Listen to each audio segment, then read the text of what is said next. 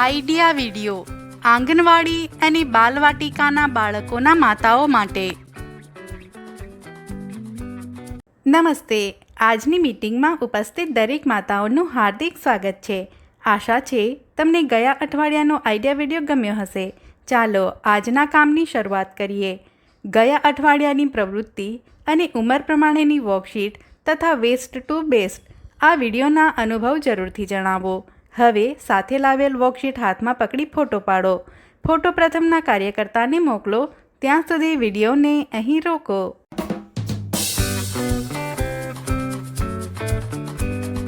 હવે આગળની પ્રવૃત્તિ કરીએ, જેનું નામ છે કરીને જોઈએ. દરેક માતા ગોળમાં ઊભા રહે. માતાઓની સંખ્યા પ્રમાણે વચ્ચે એક ખુરશી ઓછી મૂકો. હવે મ્યુઝિક શરૂ કરો.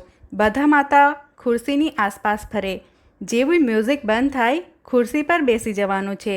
જે માતાને ખુરશી ના મળે તે આઉટ થઈ જશે. એક એક ખુરશી ઓછી કરતા જઈ આગળ રમત રમો. જે માતા છેલ્લે સુધી રહેશે તે જીતી જશે.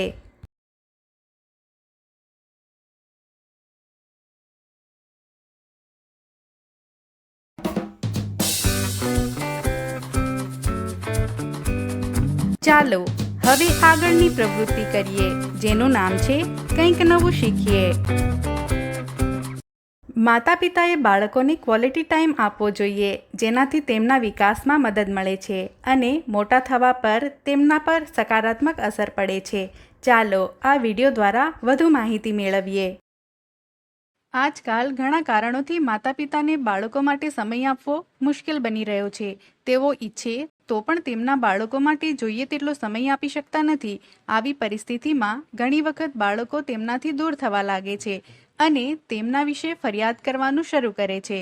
પિતા બાળકોને સમય આપી શકે નહીં તો પણ એક સમયે તે ચાલી જાય છે, પરંતુ જો માતા સમય ન આપી શકે તો તેની સીધી અસર બાળકોના મન ઉપર પડે છે. બાળકો ગુમસુમ રહેવા લાગે છે. ચાલો જોઈએ આપણે બાળકો માટે ક્યારે અને કેવી રીતે સમય કાઢી શકીએ. સવારનો નિયમ. સવારે ઘર છોડતા પહેલાં બાળકોને સ્નાન કરાવવાના બહાને, સવારનો નાસ્તો કરાવવાના બહાને તેમની સાથે સમય વિતાવો. આવું કરવાથી તેઓ ખુશ થશે. તેમજ તમે તેમને કામ પણ શીખવી શકશો અને આ એક દિવસ માટે નહીં, પરંતુ તેના માટે રોજનો નિયમ બનાવી લો. આનાથી બાળક તમારી નજીક રહેશે. રાત્રે સૂતી વખતે બાળકને એક વાર્તા કહો. કોઈ પણ વ્યક્તિ કામ કરીને ઘરે આવે ત્યારે થાકેલા હોય છે, પરંતુ જ્યારે તેમના બાળકોને હસતા જુએ છે ત્યારે બધો થાક ગાયબ થઈ જાય છે. આવા સમયે તમે રોજ રાત્રે પ્રયત્ન કરો કે બાળકને વાર્તા કહો. પ્રેમથી તેને સુવડાવો. આવું કરીને તમે તમારા આખા દિવસની ઉણપને પૂરી કરી શકો છો. આ સાથે વાર્તાના માધ્યમથી તેમને ઘણા નૈતિક મૂલ્યો શીખવવામાં પણ સફળ થશો. રજાનો નિયમ. જ્યારે તમારો રજાનો દિવસ છે ત્યારે બાળકો સાથે વધુમાં વધુ સમય પસાર કરો.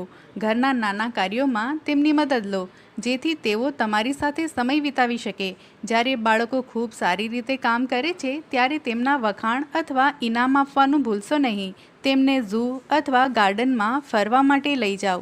આ રીતે બાળકને તમારી કમી લાગશે નહીં. આ વિડીયોનો ફાયદો તમને કેવી રીતે થઈ શકે છે? દરેક માતા સમૂહમાં જણાવે.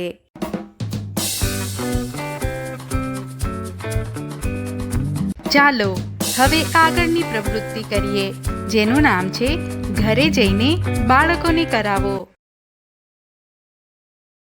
માતા અને બાળક સામસામે ઊભા રહે. જે ક્રિયા માતા કરે તેવું જ બાળકે પણ કરવું. જેમ માતા વાળ ઓળે, બાળક પણ તેવું કરે. માતા પુસ્તક વાંચે, ગાડી ચલાવે, કૂદે વગેરે. આ રીતે આગળ રમત રમો. આપવામાં આવેલ વર્કશીટમાં બાળકોની ઉંમર પ્રમાણે પ્રવૃત્તિઓ આપવામાં આવી છે. તેને સમજો અને બાળકોને કરાવો. શું બાળકને આપવામાં આવેલ પ્રવૃત્તિ અને વર્કશીટ કરવામાં મજા આવી કે નહીં, તેના અનુભવ અમને જરૂરથી જણાવો. આજની પ્રવૃત્તિઓ અહીં પૂરી થાય છે. આવી જ નવી જાણકારીઓ અને પ્રવૃત્તિઓ સાથે ફરી મળીશું. ત્યાં સુધી તમારું અને તમારા બાળકોનું ધ્યાન રાખજો. ધન્યવાદ.